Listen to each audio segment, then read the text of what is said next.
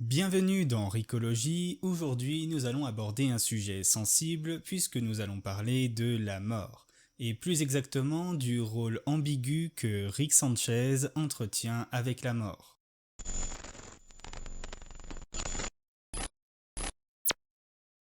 Rick peut-il être tué ou a-t-il déjà réussi à devenir un être immortel?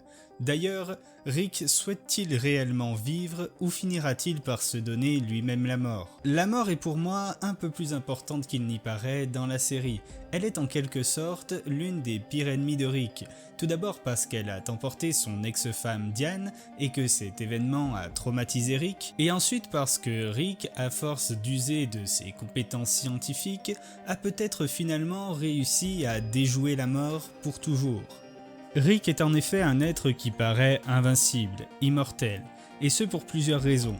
Tout d'abord, son intelligence lui permet de se sortir de toutes les situations compliquées et d'affronter toutes sortes d'ennemis. On a ainsi pu le voir se débarrasser à lui tout seul et en même temps de la Fédération et de la citadelle d'Eric, ou encore on a pu le voir affronter un dieu. Mais en plus de ça, il se trouve que même lorsque son corps est détruit, Rick ne meurt pas véritablement. À la place, sa conscience est transférée dans un clone de lui-même dans une autre dimension. Dans une autre dimension, oui, car Rick C137 a lui-même détruit ses propres cuves à cloner dans un épisode de la saison 2. Il avait donc décidé d'abandonner cette solution de secours, mais il se trouve que celle-ci fonctionne encore à cause de la présence d'autres cuves dans d'autres dimensions. À partir de là, ça commence à devenir compliqué d'imaginer Rick mourir. Il ne peut pas mourir d'un accident, aucun de ses ennemis ne peut véritablement le tuer, et même s'il cherchait à lui-même se donner la mort, il ne pourrait pas car il ne pourra jamais désactiver toutes les cuves de toutes les autres dimensions. Car oui, si j'ai dit en début de vidéo que Rick avait une relation ambiguë avec la mort, c'est bien évidemment à cause de ses tendances suicidaires. Si d'un côté il a fait tous ses efforts pour devenir immortel, d'un autre il semble avoir parfois du mal à supporter la vie. J'imagine que nous avons tous en tête la scène de fin de l'épisode avec Unity, où Rick essaie clairement de passer à l'acte.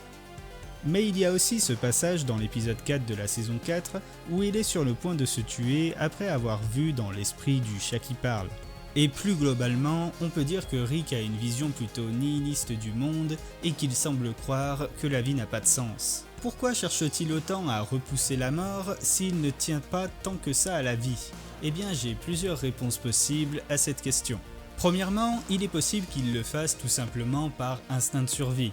Rick est un être humain et comme tous les êtres humains, il est programmé pour survivre. S'il cherche à repousser la mort, c'est peut-être tout simplement parce qu'il peut repousser la mort et que tout être humain agirait ainsi à sa place. Ma seconde supposition est un petit peu à l'opposé de la première. Si Rick cherche à devenir immortel, ce serait plutôt pour dépasser sa condition d'être humain et devenir une sorte de dieu. Ma troisième supposition est qu'il pourrait avoir un objectif qu'il n'a jamais révélé dans la série, mais qui serait la raison qui le pousse à survivre. Cet objectif pourrait par exemple être de ressusciter son ex-femme, et s'il y parvenait, il ferait alors d'une pierre deux coups dans son combat contre la mort. Car non seulement il parviendrait à échapper lui-même à la mort, mais en plus il lui reprendrait un être cher que celle-ci lui avait enlevé. Mais encore faudrait-il que Rick C137 ait réellement envie de survivre, car pour rappel, il a détruit ses propres cuves à cloner pour les remplacer par une solution qui paraît beaucoup moins efficace. Cette nouvelle solution, on peut la voir encore une fois dans l'épisode 1 de la saison 4. Après un accident de vaisseau qui a tué Rick, un Rick holographique apparaît pour expliquer à Morty comment cloner son grand-père. Cette nouvelle solution est donc de faire en sorte que ce soit Morty qui le clone. Cette méthode est assez risquée car elle ne fonctionne que si Morty a survécu après la mort de Rick. En effet, si Morty était également mort dans l'accident du vaisseau, alors il n'aurait de toute façon pas pu cloner son grand-père. Alors le choix de confier cette responsabilité à Morty est-il une erreur de la part de Rick, une facilité scénaristique de la part des auteurs, ou y a-t-il une vraie raison derrière tout ça? Par exemple, on peut imaginer que si Morty venait à mourir à la suite d'une des aventures de Rick, Rick serait alors rongé par la culpabilité, et il ne voudrait alors peut-être tout simplement plus vivre. Il aurait alors pu prévoir tout simplement de ne pas revenir à la vie dans le cas où lui et Morty seraient tués en même temps, afin de ne pas avoir à vivre avec cette culpabilité. Il est aussi possible que Rick ait décidé de mettre son destin entre les mains de Morty. Morty a le choix entre ressusciter son grand-père ou ne pas le faire. S'il le ressuscite, il continue à vivre des aventures avec lui comme il l'a toujours fait. Mais s'il ne le ressuscite pas, alors il peut enfin avoir une chance de vivre une vie d'adolescent normal et peut-être finir ses jours avec Jessica, comme lui a laissé croire le cristal de mort. Il est possible que Rick lui ait délibérément laissé ce choix, et ça donnerait un tout nouveau sens à cet épisode puisque Morty a finalement fait le choix de ne pas le ressusciter. Mais que Rick préfère vivre ou non, de toute manière, il ne semble pas y avoir de véritable façon de le tuer définitivement.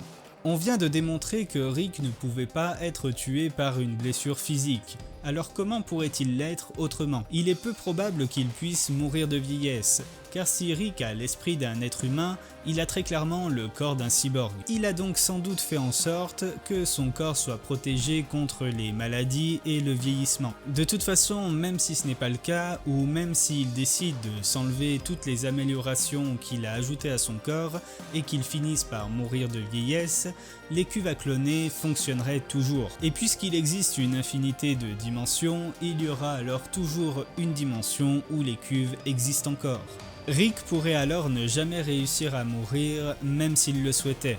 Rick est en quelque sorte prisonnier de la vie. Et ce qui est ironique, c'est que dans ce cas, la mort finira forcément par gagner sa bataille. Car même lorsque Rick la réclamera, celle-ci refusera toujours de se présenter à lui. Mais il y a peut-être un moyen, un seul, de tuer Rick Sanchez. Pour tuer Rick, ce ne serait alors pas à son corps qu'il faudrait s'en prendre, mais directement à sa conscience. Mais qu'est-ce que la conscience d'un être humain? Eh bien, la conscience, ce sont en réalité les souvenirs. Ce sont nos souvenirs qui nous permettent de savoir qui l'on est et d'avoir notre propre identité. Lorsque Rick renaît dans un clone de lui-même, ce qui fait que c'est toujours bien Rick qui est dans ce corps, c'est le fait qu'il ait exactement les mêmes souvenirs que le Rick originel, et donc les mêmes émotions et la même personnalité. Si vous voulez tuer Rick, pas besoin de s'en prendre à son corps. Attaquez-vous tout simplement à ses souvenirs. Et d'ailleurs, les autres Rick ne s'y trompent pas, puisque c'est justement le châtiment qui devait être réservé à Rick C137 lorsque le Conseil des Rick pensait qu'il était responsable de la mort de plusieurs autres Rick. Le Conseil d'Eric vous condamne au châtiment de l'oubli mortel permanent. Cela affectera votre conscient et votre inconscient et vous ôtera toute velléité. Vos actes et vos envies passées deviendront pour vous des énigmes indéchiffrables. Et toutes les 10 secondes, vos couilles vous feront hurler de douleur. J'espère que cette vidéo vous aura plu, je vous invite à la partager si c'est le cas et à laisser un pouce bleu et un commentaire. Si vous voulez voir plus de contenu de ma part, je vous invite à me suivre sur ma chaîne Twitch où je commence à faire des lives régulièrement. Et je vous invite également à rejoindre mon Discord pour être au courant de tout le contenu qui arrive sur la chaîne et sur Twitch, ainsi que pour discuter avec les autres membres. Bien évidemment, n'oubliez pas de vous abonner pour ne pas louper les prochaines vidéos et je vous dis à très bientôt.